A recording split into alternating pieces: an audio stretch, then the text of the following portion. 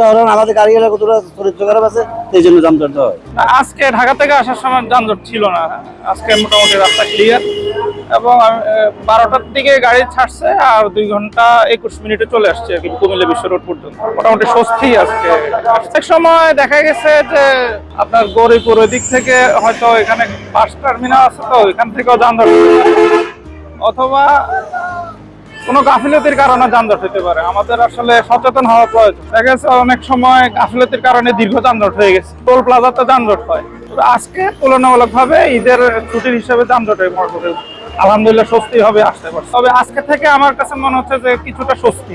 আজকে 2 ঘন্টা 21 মিনিট লাগলো আমার 12টা থেকে এখন এসে এখানে পৌঁছালাম। আর রাস্তা পুলিশ আছে, পুরো চালানো দিচ্ছে না, তাই চলে দিচ্ছে। কারণ আমাদের গাড়িগুলো কতটা চরিত্র খারাপ আছে, সেই জন্য যানজট হয়। কথা বুঝছেন? এই জন্য আর কোনো ইয়ে নেই। আজকে যানজট নাই, মূলত যানজট হয় আপনার সিএনজি অটোরিক্সা এগুলোর কারণে বেশিরভাগ যানজট হয় আর কি। আজকে আপনার রোড ক্লিয়ার আছে, যানজট নাই, পর্যাপ্ত আছে, আইন শৃঙ্খলা বাহিনী পর্যাপ্ত আছে, কোনো সমস্যা নাই, রোডে যানজট নাই, মোটামুটি রোড ক্লিয়ার আছে। বেশি আপনার চিটাং রোড, কাশপুর এখানে বেশিরভাগ জ্যাম হয় আর কি। সায়দাবাদ ওগুলোতে জ্যাম হয় বেশি। এই যে যাত্রী থাকে, ধরুন মনে করেন গাড়ি বেশি, অটোরিক্সা সিএনজি এগুলো, এই জন্য বেশিরভাগ একটু জ্যাম হয়।